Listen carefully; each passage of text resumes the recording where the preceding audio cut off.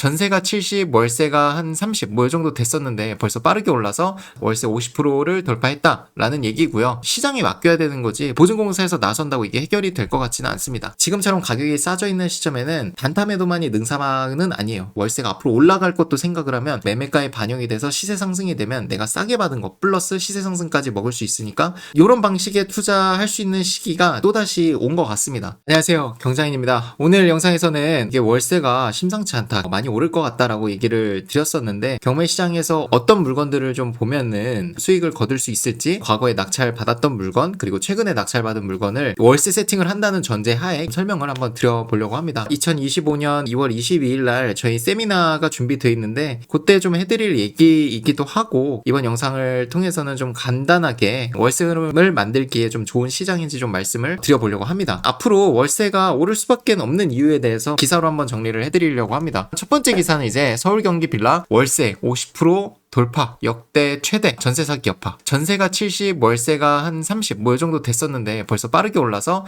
월세 50%를 돌파했다라는 얘기고요. 그 지표를 볼 수 있는 게 전세 거래가 전년과 대비해서 13%가 감소를 했고, 월세는 반대로 10%. 전세로 가려던 분들이 이제 월세로 전환을 한 거죠. 물론 이 중에 일부는 매매로 간 분도 계실 거니까 13%가 바로 월세로 적용이 되진 않은 표를 보실 수 있습니다. 갭 투자로 떼먹은 전세 사기. 전세 사기라는 이슈가 지금 2, 3년 정도 지난 것 같거든요. 지금 많은 세입자들이 전세보다는 월세로 한 달에 나가는 돈을 아끼려고 하면 전세 대출 받아서 들어가는 게 이득이지만 이 전세 보증금이라는 거를 또 잃어버릴 수 있기 때문에 그걸 생각하면 좀 비싸더라도 월세로 들어가야겠다라는 얘기들이 계속적으로 나오는 거죠. 그러다 보니까 기사처럼 월세는 늘어나는 추세를 보이고 있기도 합니다. 일반 물량으로 나왔어야 되는 공급들이 국가에서 사들여가지고 일반 전세나 뭐 월세로 공급을 하려고 한다고 합니다. 월세 측면에서는 공급량이 많아지는 거니까 저렴해질 수 있지 않냐라고 할 수도 있는데, 좋은 아파트라든지 모든 사람들이 선호할 만한 주택이 공급됐어야 되는 자리에 이제 공급 매입을 함으로써 일반 서민들이 사는 주택의 질이 낮아질 수 있다. 보증공사에서 시세 뭐 이런 걸 반영하지 않고 무조건 뭐 공시지가 150% 이런 것들을 보증해 줌으로써 사고가 생긴 겁니다. 언제까지 우리나라 혈세로 운영되는 기관에서 신축 매입을 하고 역효과를 생각해 본다면은 이거는 공급 자체도 지금 안 되고 있는데 정부에서는 또 이걸 사들이고 있어요. 물량이 더 많이 줄어들고 있다. 좋은 컨디션이 아닐지라도 가격이 더 올라 있을 걸로 예상이 됩니다. 시장에 맡겨야 되는 거지 보증공사에서 나선다고 이게 해결이 될 것 같지는 않습니다. 그 외에도 전세 대출을 막는 부분도 있죠. 전세 대출이 안 나와서 월세로 사람들이 더 많이 모이게 되는, 월세가 지금 오를 수밖에 없는 이유가 전세 사기 그리고 기피 현상, 전세 대출 이런 것들이 다 융합이 돼가지고 가격이 반영이 돼서 지금 월세가 빠르게 오르고 있다라는 얘기들이 나오고 있습니다.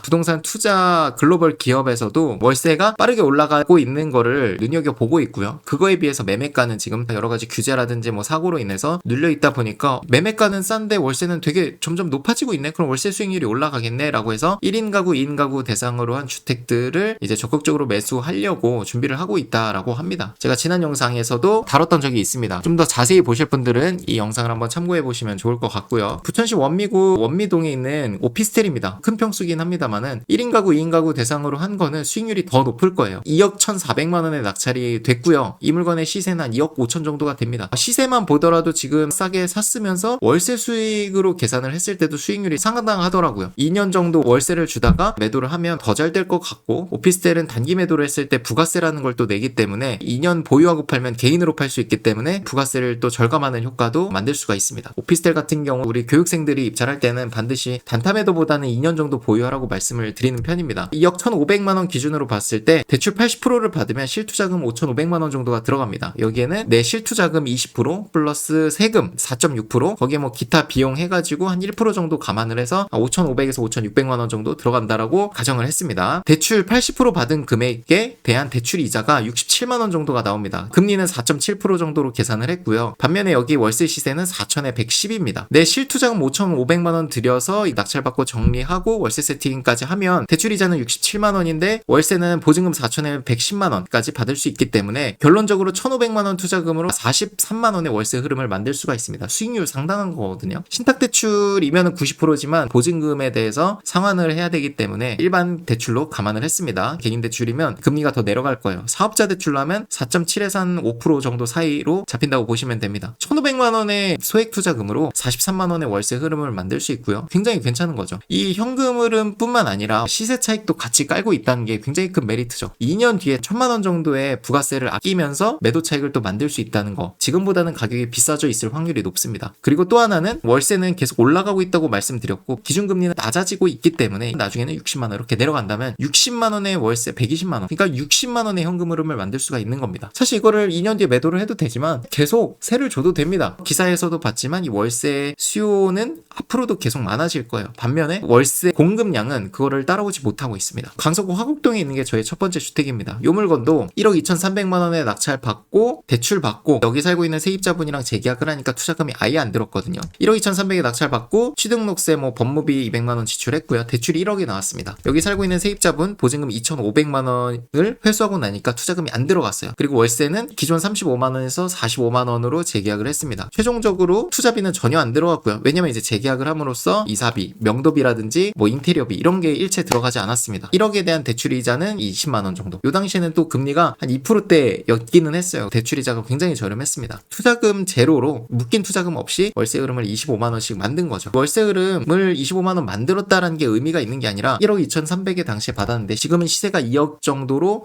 굉장히 높아져 있습니다. 지금처럼 가격이 싸져 있는 시점에는 단타 매도만이 능사만은 아니에요. 매도하는 데까지 시간도 오래 걸리고 가격 조율도 많이 해줘야 되거든요. 어쨌든 사는 사람이 갑인 시장이니까 사놓고 보유를 하고 매매가를 좀 더 받을 수 있는 월세가 앞으로 올라갈 것도 생각을 하면 현금 흐름도 계속 높아질 거고요. 시간이 지나면서 그게 결국 매매가에 반영이 돼서 시세 상승이 되면 내가 싸게 받은 거 플러스 시세 상승까지 먹을 수 있으니까 이런 방식의 투자할 수 있는 시기가 또다시 온 것 같습니다. 근 1년, 2년 동안은 단기 매도를 말씀드렸던 것 같은데 월세 세팅이 갖고 있는 매력이 분명히 있습니다. 단기 매도를 지금 하겠다라고 하면은 매도하기엔 분위기가 좋지는 않거든요. 가격을 진짜 싸게 내놔야 돼요. 그러니까 월세 세팅을 기준으로 설명드리면 2년 보유하면서 세금 절감을 할 수 있습니다. 매매 사업자보다 2년 보유해서 개인으로 파는 게 훨씬 더 세금이 싸요. 연봉 예를 들면 5천만 원이라고 하겠습니다. 5천만 원이면은 세율이 저렴한 6%, 15% 구간 이미 다 쓰신 거예요. 매매 사업자로 팔면 24% 구간에서 올라가게 됩니다. 3천만 원 차익을 만들었으면 3천만 원에 24% 세율이 책정이 될 거예요. 그리고 4천만 원, 5천만 원을 만들었으면 일부 구간은 35%까지 올라갈 수 있습니다. 근데 개인으로 양도하시면 3천만 원의 차익을 1년에 만들었으면 6에서 15% 구간에서 세금이 나옵니다. 2년 보유하고 개인으로 파는 게 무조건 이득이라고 말씀을 드리는 겁니다. 단기 매도했을 때는 내가 공실인 상태로 매도를 해야 되기 때문에 월세 흐름을 만들 수가 없죠. 보유하실 수 있는 분은 앞으로 좀 보유를 하고 2년 뒤에 좀 시장 좋아졌을 때 매도하시는 게 훨씬 더 좋습니다. 세금도 아끼고 월세 흐름을 추가적으로 만들고 경매로 싸게 받은 차익까지 얹으면 차익이 커지는 거죠. 내가 좋은 부동산을 갖고 있으면서 시세 차익을 추가적으로 만들어야 되는 거지 경매로 특수 물건 1억, 2억 차익을 만들 수 있는 걸 하는 게 아니라면 1, 2천만 원, 2, 3천만 원 차익으로는 사실 당장 부자가 되진 않거든요. 경매로 싸게 받는 것도 중요하지만 이렇게 시장 분위기 안 좋았을 때 사놓고 시간이 지나면서 오른 거를 같이 받아야 그런 것들이 두세 개 이렇게 되면 1억이 넘어가는 거거든요. 많은 분들이 1년에 1억 수익 이런 거 목표로 하시는데 그거는 단타 매도만으로는 굉장히 빠듯하긴 하거든요. 시세 상승이라는 게 인플레이션이 아니라 눌려 있었던 게 결국은 폭발적으로 올라가는 시기가 또 올 수 있을 거라고 생각을 합니다. 그때 되면 팔아야죠. 단타 매도는 시장 분위기가 좋건 안 좋건 지금 당장 팔아야 되지만 매매 분위기가 안 좋기 때문에 우리가 싸게 내놔야 되고 매수하시는 분의 요구에 따라야 되는 경우가 많이 있습니다. 그래서 정리를 하자면 보유함으로써 아껴지는 세금, 특히나 오피스텔 같은 경우에는 개인으로 2년 뒤에 매도했을 때 부가세를 안 내는데 매매 사업자로 단타 매도했을 때 무조건 부가세를 냅니다. 그 세금이 굉장히 커요. 2억짜리 3억짜리 기준으로 1,000에서 1,500만 원 정도가 나옵니다. 그리고 보유를 하면서 우리가 세금 내고 대출 이자만 내는 게 아니라 그거 훨씬 더 이상으로 월세 흐름을 만들 수 있고 그리고 이 월세 흐름의 매력은 시간이 지나면서 시세 상승보다 더 빠르게 점점점 좋아질 것 같습니다. 금리는 내려가고 월세 시세는 계속 오르고 있으니까 시간의 흐름에 따른 시세 상승을 또 받을 수 있다는 장점 2년 뒤에는 무조건 지금보다는 나아져 있을 거라고 생각을 합니다. 우리가 원하는 조건에 맞춰서 매매를 만들 수 있을 것 같습니다. 최근에 이제 전망 같은 거를 좀 올리기 시작했으니까 또 관심이 있으신 분은 어떤 논리에서 이 영상을 제작했는지 좀 이해를